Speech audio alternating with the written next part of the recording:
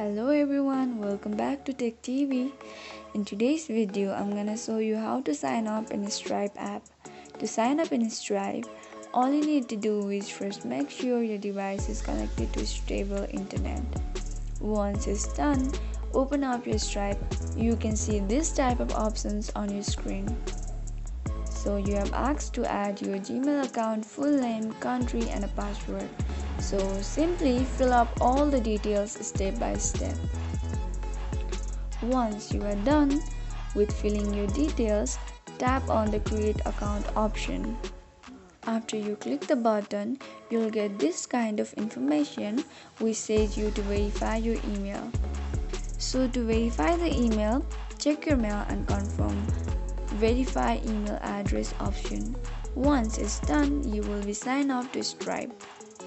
That is how easily you can sign up to Stripe.